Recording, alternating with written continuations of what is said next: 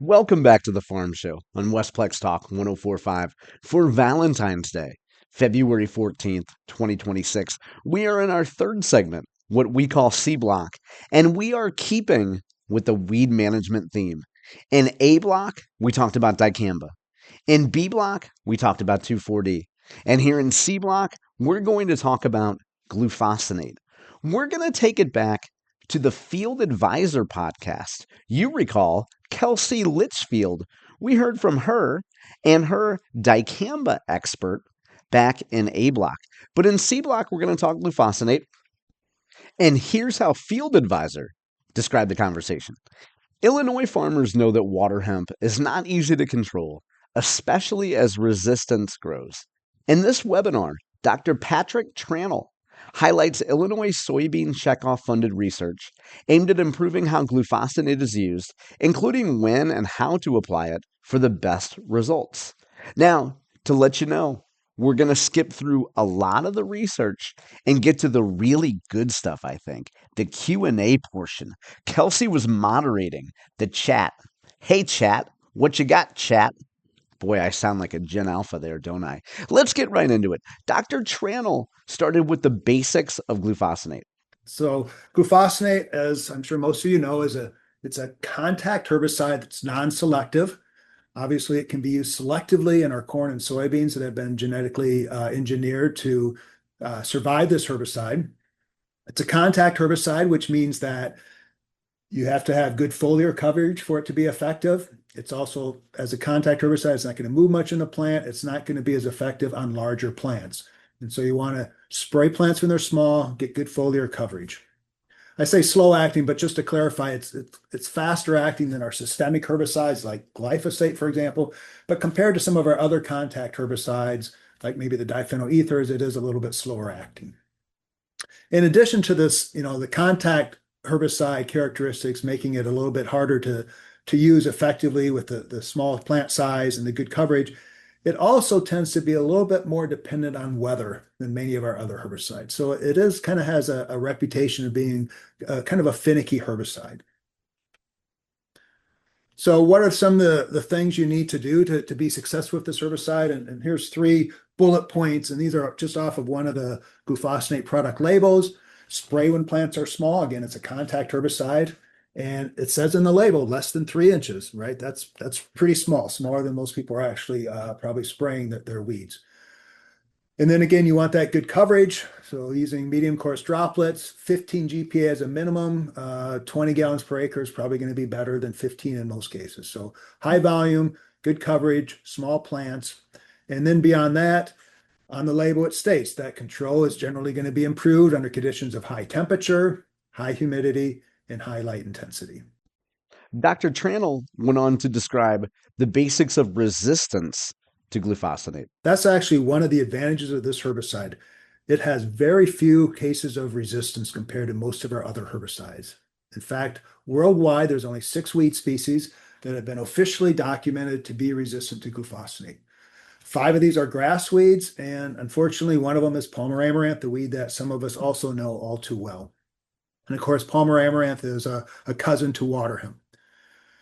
To date, there is not officially confirmed glufosinate-resistant water hemp that's been documented.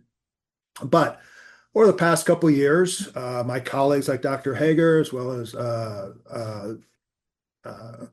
other colleagues across the state and other states as well, have had multiple reports of less than satisfactory control of water hemp with glufosinate.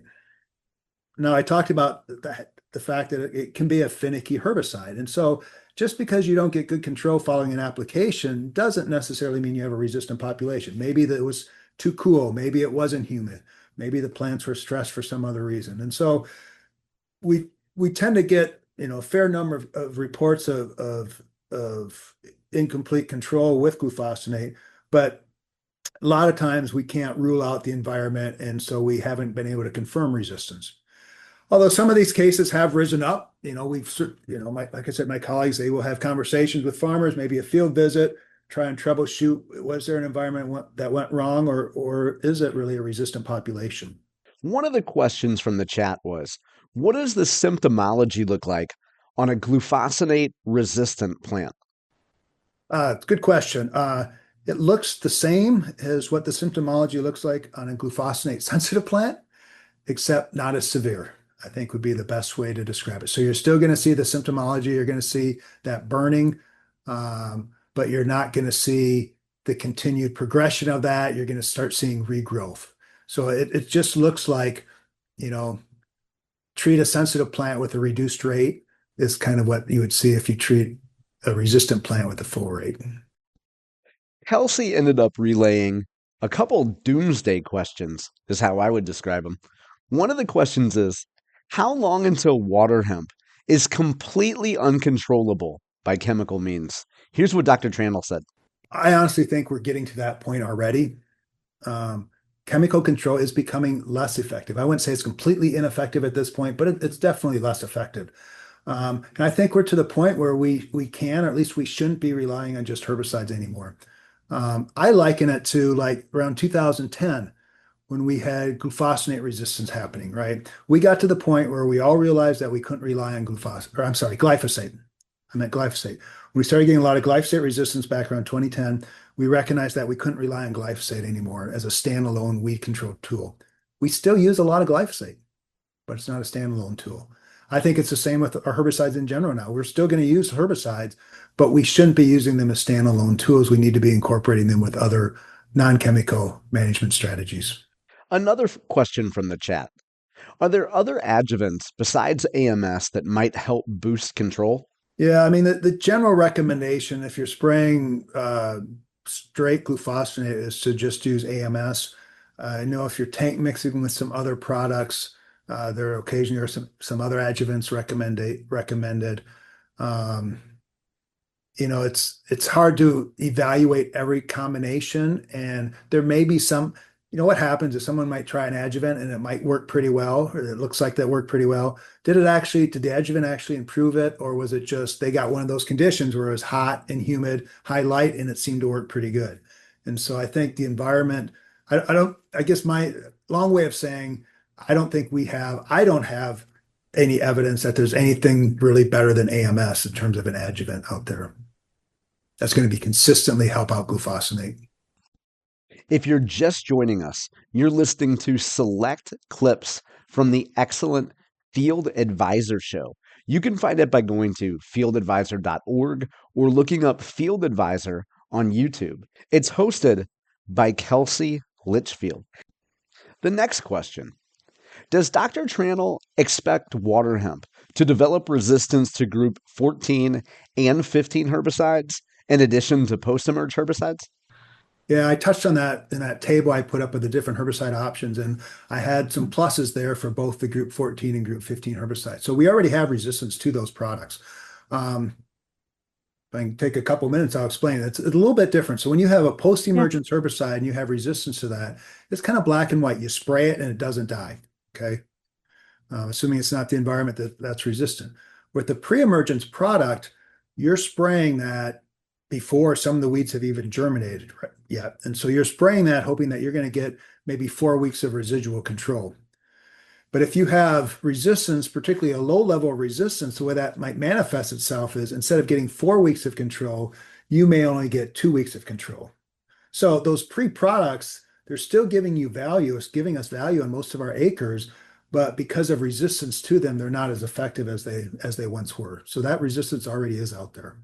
And here's the second doomsday question. What do we do once glufosinate no longer even works? That's the question, right? That's the golden question. Yeah, I think the mindset among a lot of farmers is that companies have another product that's out there and is going to be ready to go. And certainly they are working on new products, and there's hope and there might be some new products. But even if they come out, commercialize a new product, it's not going to be a cure-all. There's going to be limitations. Think back if you were farming back in the day when glyphosate was working really well. If you could go back in time, would you use glyphosate the same way you did? I hope some of you would say no. Hope some of you would say no. We would try to rotate it, mix it, continue using pre-emergence products. If we would have done that and treated glyphosate as a tool, not as a tool, not the tool, we might still be using glyphosate today. So I think, whether it's glyphosate, glufosinate, some new herbicide, we have to treat it as one of many tools rather than just rely on it. Because, as I showed you in that table, we don't have, once we get resistance to glufosinate and that becomes widespread, we get widespread resistance to 2,4-D. There's really nothing left that we have post-emergent to control water hemp in our state. Kelsey relayed that someone in the Q&A noted that there are a bunch of late season applications of glufosinate that are off-label applications and being used for quote suppression end quote purposes. What does Dr. Tranel think that has played a role in resistance developing? Does he think that has played a role in developing resistance in water hemp? Yeah, that's a good question. Obviously, when you are spraying a plant with glufosinate and not killing it, that's a bad thing from a resistance select standpoint, right? Because you kill the wimpiest ones, right? And so the big ones, so maybe the big ones are completely sensitive, you'll kill, but if you have a big one that has the ability to metabolize the herbicide a little bit faster, and the fact that it's big allows it to survive, now it passes on those genes to the next generation. And so that's not a good thing. And so, like I said, you want to limit how many plants you get exposed to glufosinate. And you can do that by using pre-emergence products, using cover crops.